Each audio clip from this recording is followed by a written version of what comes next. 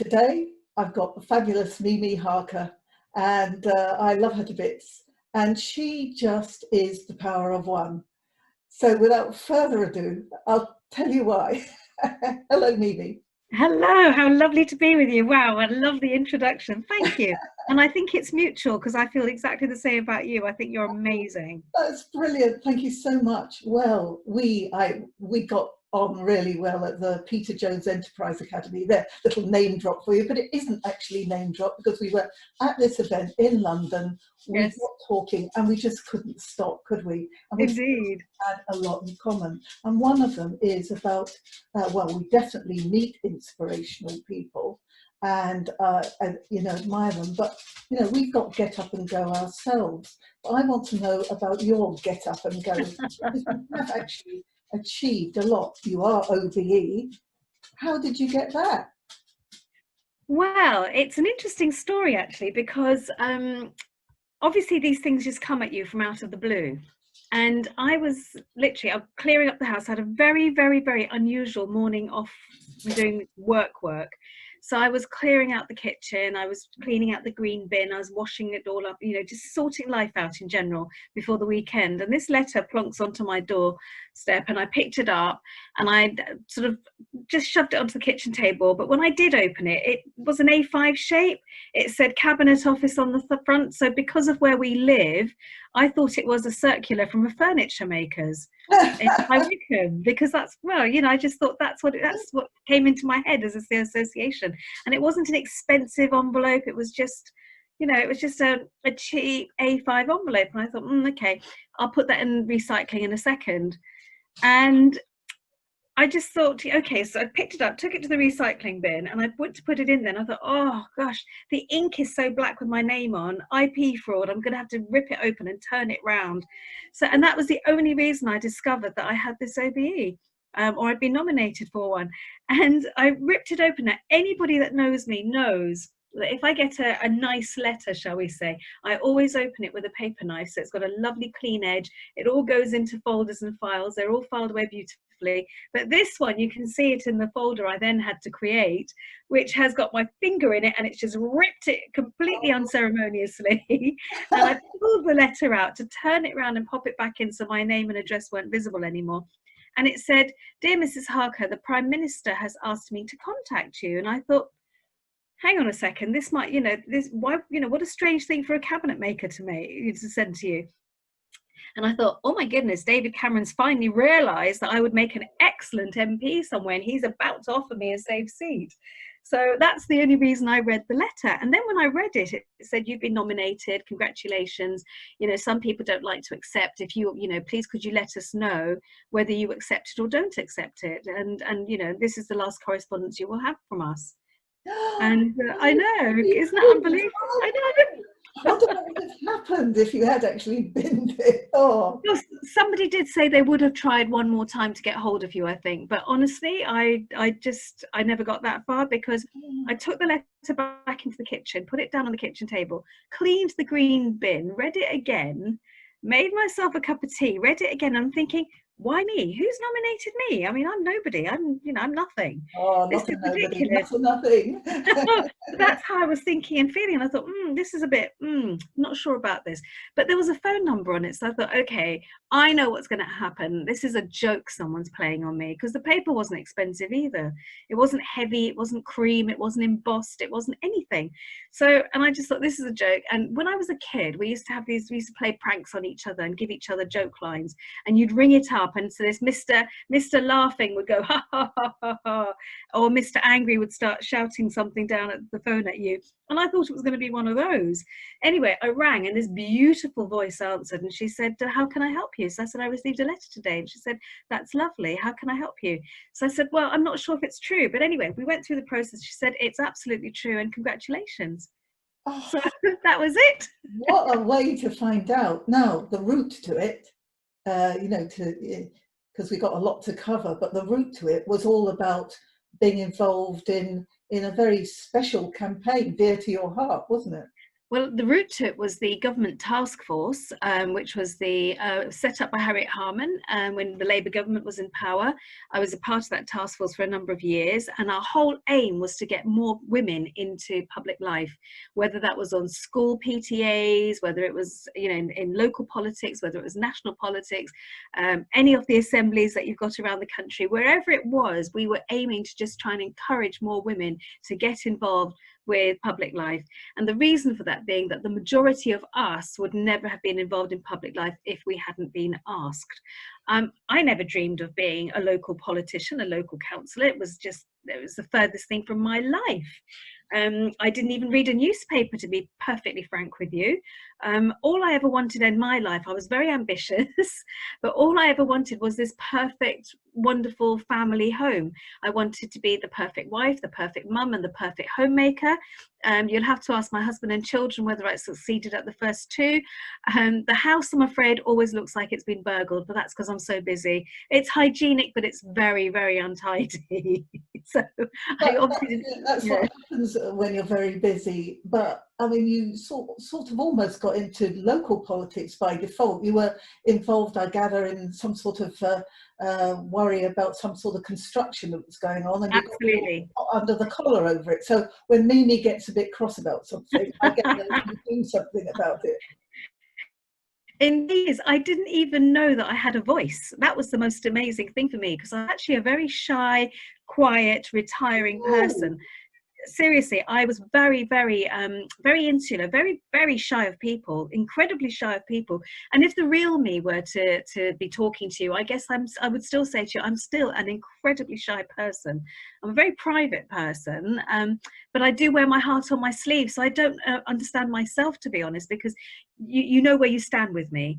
I don't have I don't have one emotion to you and one emotion to somebody else. If I'm upset about something, boy, am I upset about something, and therefore I will do something about it. And it was that wretched campaign that I had to get involved with it, because nobody else would sort it. So I was the one. I just sat there and thought, well, this is down to me. How am I going to do this? And that was the first time that I ever got involved. It was a campaign based on restrictive covenants. We took a very high profile builder to the High Courts of Justice. We fought the case for over 5 years before we finally got our justice. And it was a ruling in our favour, which was fantastic, because we'd accrued bills of almost £200,000 by then for solicitors and lawyers and QCs and all the rest of it. And we were sitting there thinking, we don't know how we're going to pay this back. But thankfully we won the case, and the judge awarded us all the costs. And it was, and I just went on from there. And then you sort of eventually, did you drift into being a local councillor? I mean, it is something of an old boys network, because I've had the misfortune or fortune, I don't know what you'd say, going back years ago, I covered council meetings and swore at the end of my apprenticeship never to go to a council meeting again. I hated them. You just love it or hate it, isn't it? But if you're involved in it and you're helping your local community, I can imagine there's quite a buzz. Oh, the passion that it evokes in me is quite incredible, because I feel so passionate about the work I do. In fact, if I didn't feel passionate about it, I probably would not have survived. It's the people I care about. It's the community I care about. It's getting things done. It's making a tiny little thing happen that makes such a big difference to somebody's life. That's what gives me the buzz. It's not the policy making. It's not the committee meetings. Oh, I hate them. Yeah, I mean, they can be so dry sometimes, and the whole sort of process is actually quite, it's quite a dry process, and you have to really focus the mind and really concentrate in order to achieve what you have to achieve in a sense, because actually that's your opportunity, if you are an elected member, to influence what is going on and have your say to a certain degree. And yes, I think I had my fair share of that. It was quite a journey. I only stood because the local Conservative Party asked me if I would like to stand for local council. And because I've been involved with my campaign, I wasn't at all keen to stand as a councillor, because exactly as you described, I'd go along to planning meetings to try and thwart this application that was going to build all these houses right behind me and cause all this disruption. And I'd attend the meetings, and they would literally be, you were waiting for the bun fight to break out amongst the old boys who were there. Now, I mean, no disrespect, but you know, they were all amazing people who'd worked hard. Most of them were retired. They wanted to give something back to their communities, and there were a huge number of what I would term as the true old-fashioned gentlemen who were part of it. But there were also people there who enjoyed a good argy-bargy. So, and they used the council table for that, you know, and it was like, oh, I'm not sure I want to be a part of that. I'm quite happy being a community campaigner and getting on with it that way. But I got persuaded to stand, and by then, I suppose I'd been campaigning for probably about, I'm trying to think of the timeline here. When I was asked, I'd probably been campaigning for a good 2.5, 3 years at that point, with my case that was in the news every single day and in the local papers. I mean, we had 5 local papers in those days, and somehow, I know they were, weren't they? And somehow I managed to, I worked hard at it, I have to be honest, because if you don't work hard at it when you're trying to drive a campaign, people forget what you're doing and you lose the support. Yeah. So I was constantly having to think about new ways of getting into the newspapers, and I'd be queuing outside, for example, the Entertainer, waiting to collect my quota of the Spice Girls dolls, or the Teletubbies, or anything like that, just queuing to get those, or the Beanie Babies. I used to queue for those. My goodness me. Why and how did you use them in your campaign? To auction them off, to make the money, to pay for things, so to pay for lawyers, to pay for events, to pay for publicity, anything like that that needed doing. We needed to raise the money in order to pay people to do certain jobs, because not everybody was like us working for it because they were passionate about it. So that's how we raised some of the money that we raised. And it sounds like I was sort of permanently standing outside shops. It feels like it. And there were some days when it was very rainy and wet and cold, and I remember queuing outside, I think it was Temptations, at 3 o'clock in the morning, because I'd got the news that Britannia Beanie Baby Bears were coming in. And I thought, I've got to have a Britannia. That will raise some serious money for my campaign. And I was there at 3 o'clock, and I was quite far back in the queue. I know, I won't bore you now, but I've been in that queue. There was a certain must-have toy, I remember being Yes, indeed. I mean, to the extent where I used to get Mary Beth's Beanbag Monthly. But that aside, I mean, you rose in the ranks and you even became mayor. But what was special about being mayor, apart from the title? You had an extra title there, didn't you? Go on, tell me, remind me. You were the first. Okay, yes. So I was the first mayor from an ethnic minority background, and it was a huge privilege to have actually been the person to smash that ceiling.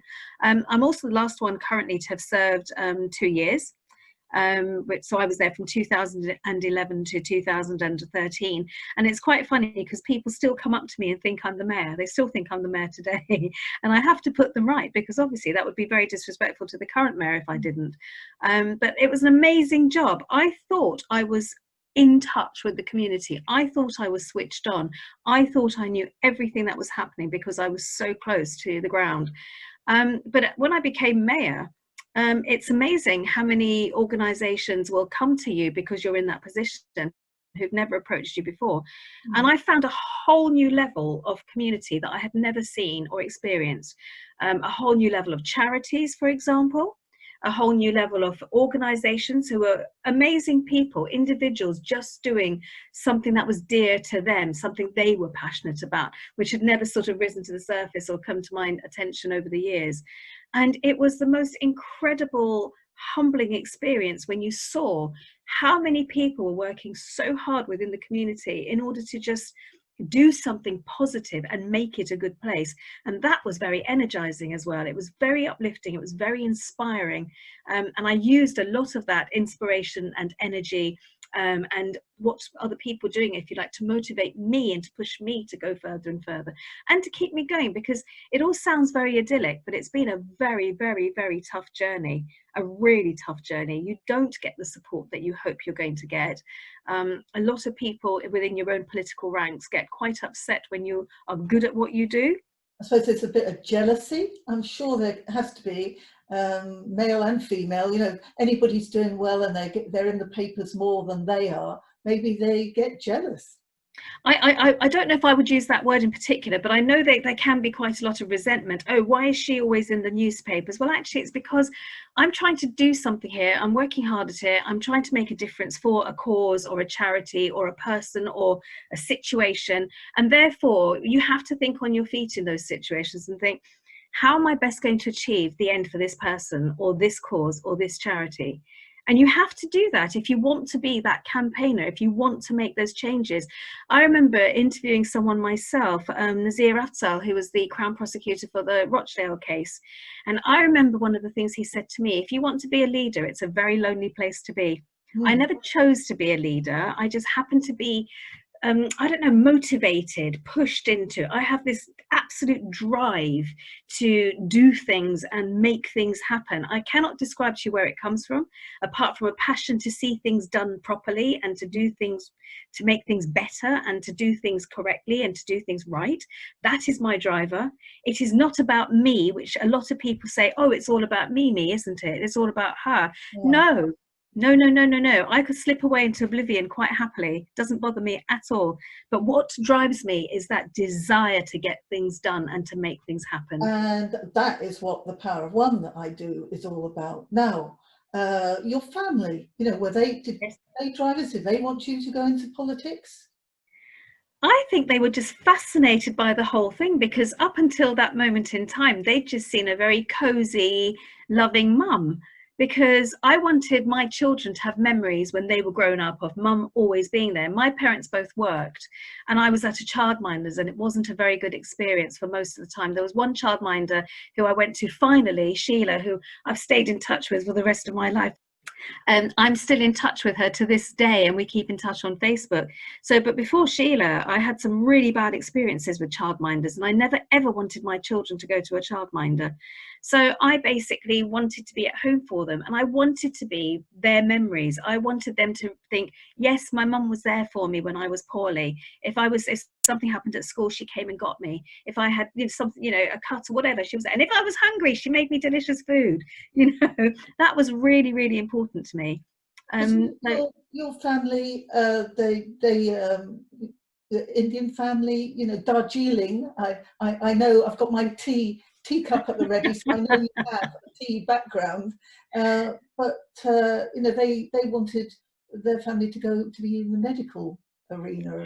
So yes, so my mum's side of the family were all tea people. One of the oldest families in Darjeeling, one of the greatest tea gardens in the world, one of the most innovative. Oh yes, for such a tiny family-run business, the difference that tea garden made on the whole tea industry. The first tea garden to produce organic tea, which was then sold to Lipton's, the first tea garden to do clonal tea, the first tea garden to have a biodynamic atmosphere, everything about it. So chemical fertilizers were all banned from 1984 onwards, as they experimented with other ways of nurturing and fertilizing the soil in order to give it the richest possible composition for the best quality tea that you could find. And all of that innovation was from my grandfather and my uncle, Raja, who is still involved in the tea business, despite the fact that he hung his tea tasting apron up a while ago from the actual tea garden. Oh, no wonder you got involved with the Peter Jones Enterprise Academy, but it wasn't as sort of like running the academy. You actually put your name forward, or somebody asked you to be involved, and you actually became a student, didn't you? Indeed. I remember seeing you sort of do a presentation about what you wanted to do as an entrepreneur. That was, if I recall, jam? It was my Mimi's Marvellous Mixers chutney. Oh, chutney. Oh, not jam, definitely not. It was a homage, if you like, to my grandmother, who was probably one of the most amazing women you could ever meet. She was taken from her where she was brought up by when partition happened. So she was part of a big family that literally ruled a particular area. They were on the wrong side of the border. Her father stayed behind to protect everything. Her mother, he was actually murdered. Her mother saw what was going on. This was my understanding. She never spoke broke again. But the servants smuggled the children out and brought them south of the border because they were all Hindus. And she came to Calcutta with just the clothes that she was standing in, as did all the children, and they all made their lives from there. And she was married off, because in India you have lots of people who come and say, they look at the stars, they look at your fate lines, if you like, and they say this will be a match made in heaven. And she got married off to the younger of two tea brothers. So she got the so-called worse off garden, as it were, because the other one was already thriving. The older son had already made it into a fantastic garden, a fantastic industry. So she married the poorer younger brother, and what an empire she created herself. Really, truly inspirational. So you had a really good role model. She was amazing. She's not been with us for a good 10, 11 years now, but I spend every day, I will think about her often, and she inspires me enormously. And if you think, maybe if you're stuck on something, it's what would she have done in this situation? Yes. And that is good. I mean, being a role model for women is one of the reasons I wanted to talk to you today, because you are a role model. And well, thank you. Also, you're very distinctive. I mean, you're if you forgive me, I'm not exactly tall, so you're not exactly tall, but you stand out in the crowd. You just bless you. That's very kind. Sort of like innate style that you have. You have a bit of a uniform, don't you, when you go? I do.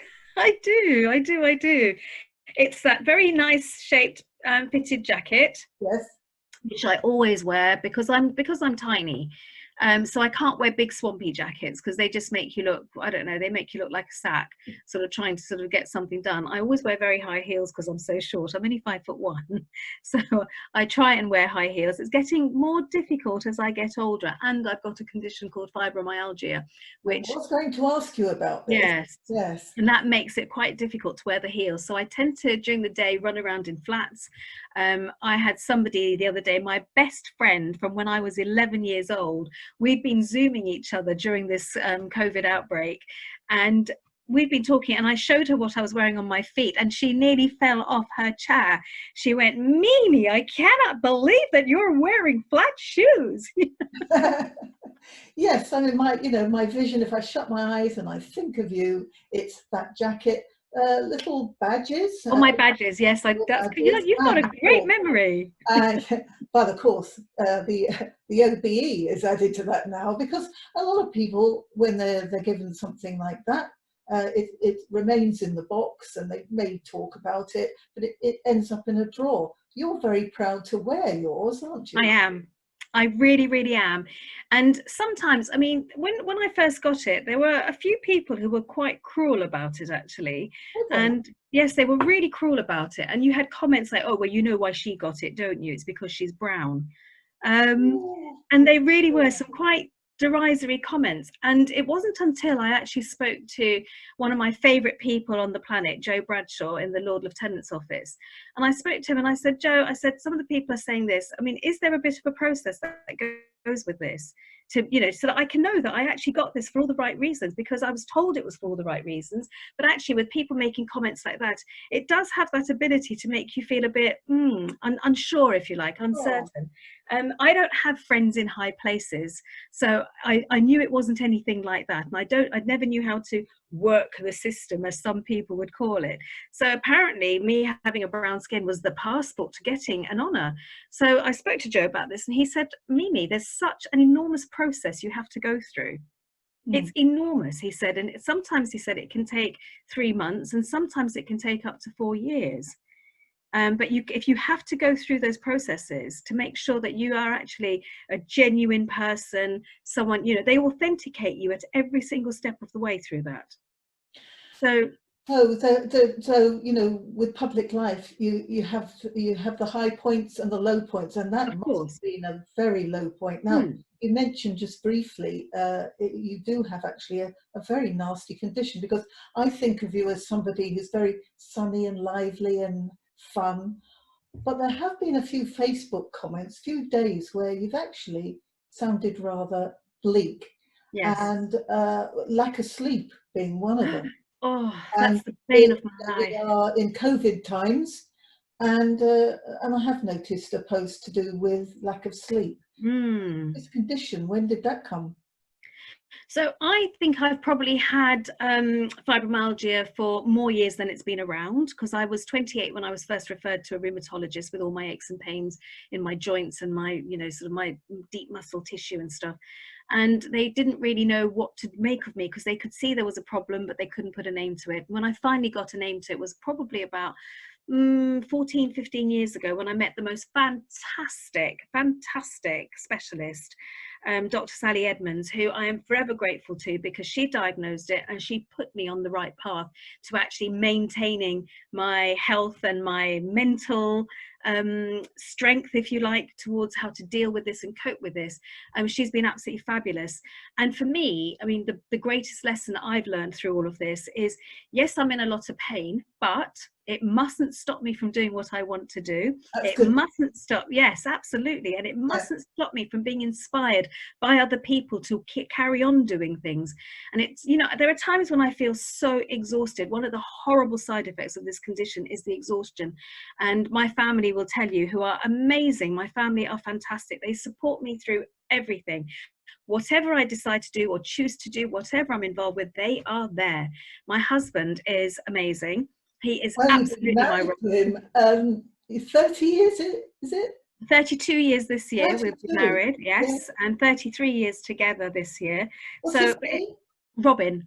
Robin. Yes. I mean, there's not many people, it has to say, in modern marriages that can actually say you've been married 32 years.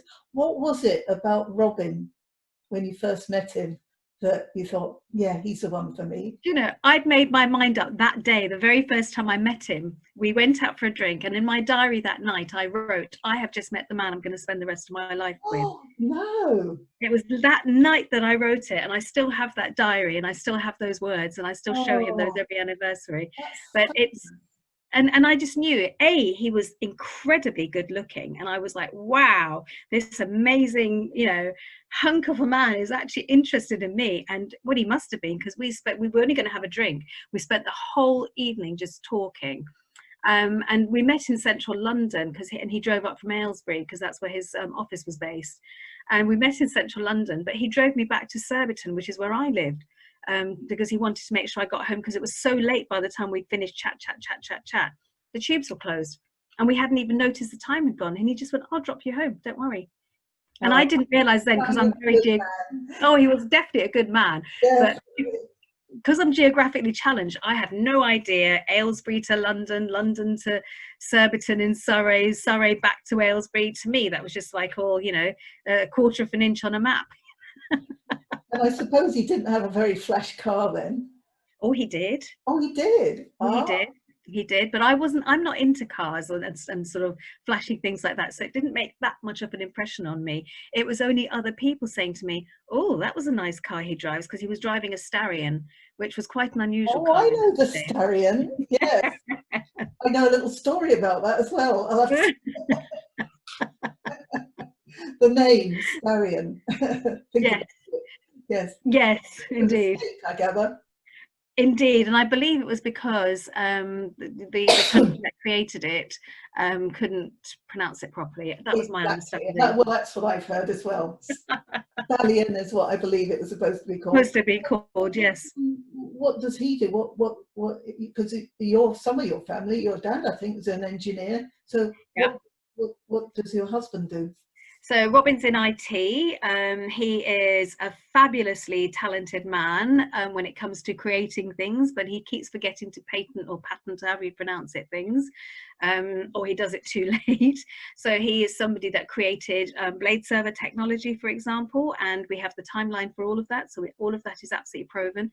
He is the creator of blade server technology. He created things like the Unix file servers, just incredible innovations that made a massive difference. That is amazing. Well, that you picked the right one there.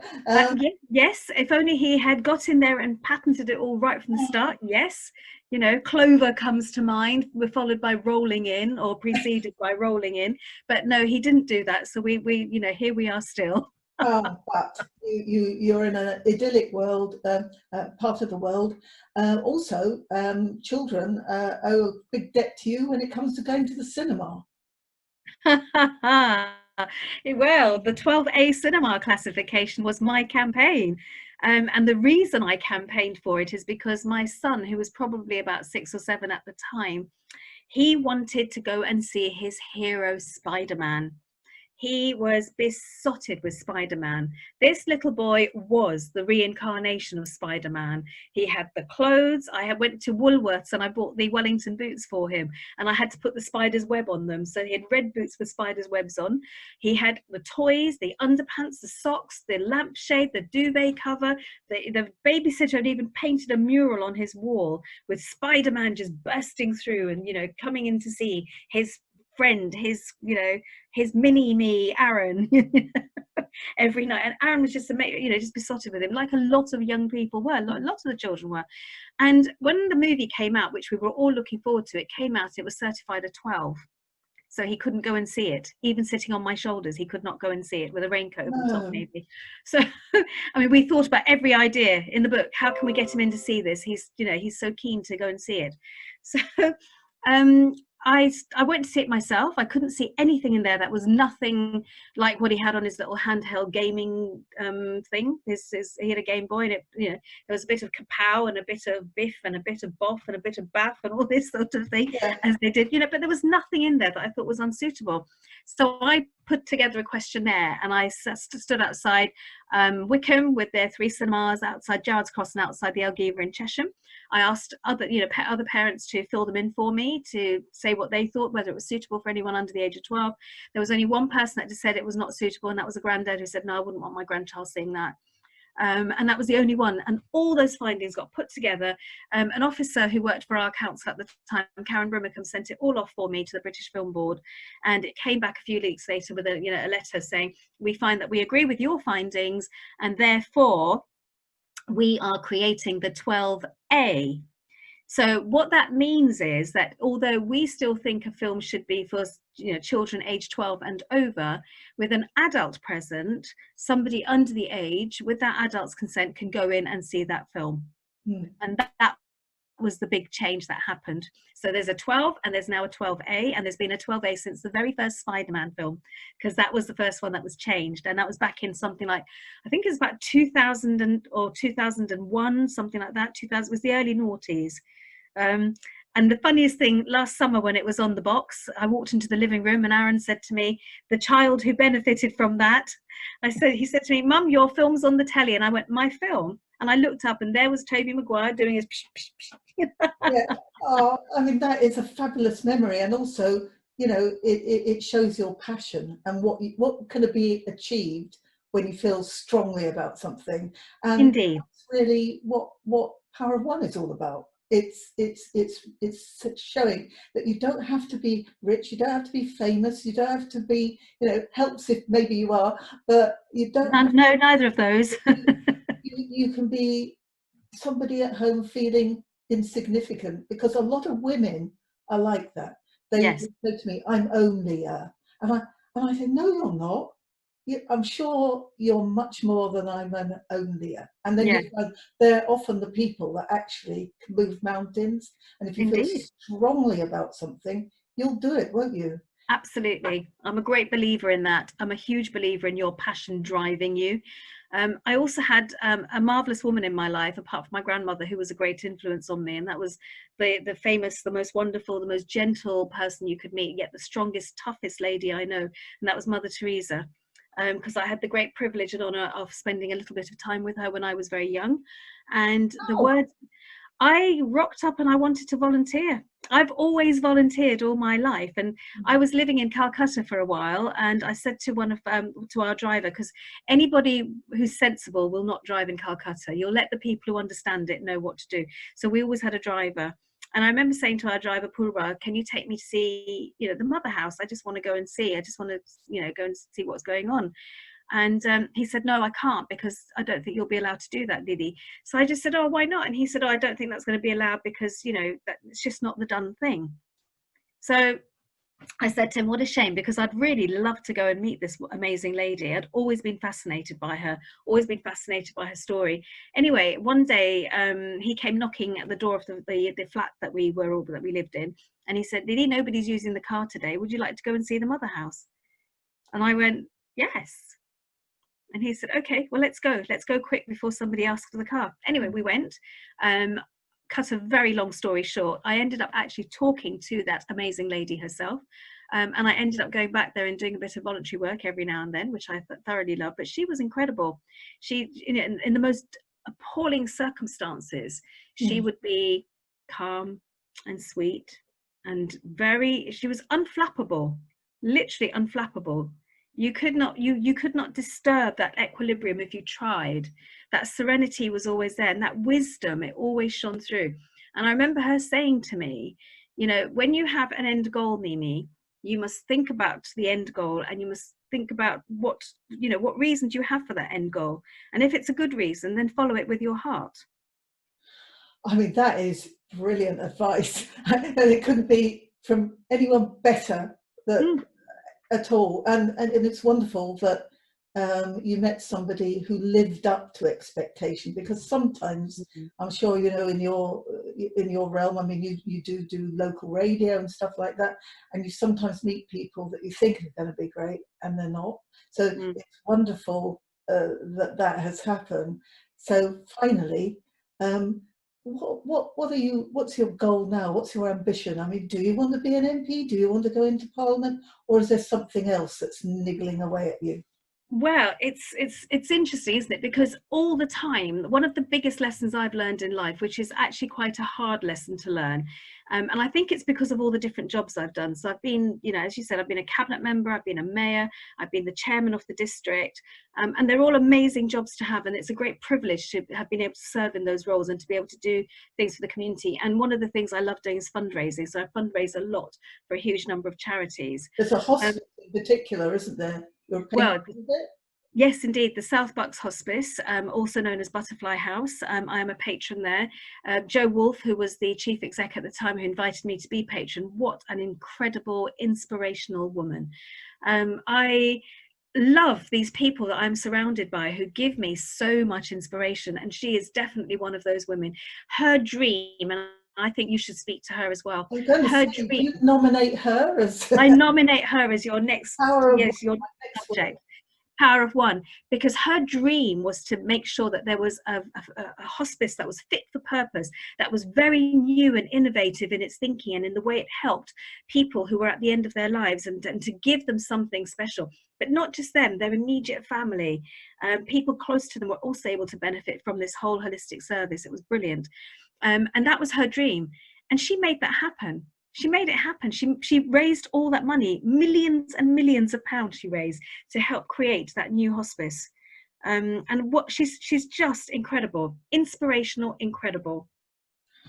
Well, I think we've found out a great deal about you. Do you think we've hit your essence? Do you think we've found the essence of Mimi, or is there a lot more to be discovered? Well, I think if I can ever find a platform, I hope that there will be a lot more to be discovered. I have so much energy and passion and enthusiasm and drive to do things. But as I discovered the hard way, nobody asks a nobody to do anything. And that's a really sad lesson to have learned. So it's almost as though you now need that platform in order to do, some great work that you want to carry on doing. I know my passion is for the community and the voluntary sector. I know that I like to help people. I know that I like to help communities. If I could find a role that would fulfill all of those and give me that platform to just get out there and just do things that are going to make a difference, that would be my life complete. It really would. I feel as if I still have footprints yet to leave on this earth, and I don't feel as if I've left anything yet that's of any value. I just feel I need to find that certain something that's going to really, really make a difference and really change this planet. I really do. And I don't know where it comes from, but it's just that burning, burning feeling in here that is pushing me to keep finding whatever it is that I need to be doing. I haven't found it quite yet. Well, I think you will, because you're passionate enough about it. So, Mimi, thank you so much for today. I'm inspired. An absolute pleasure. Bless you. Others will feel inspired too. And maybe we can do some events together. Maybe that might help. I would love that.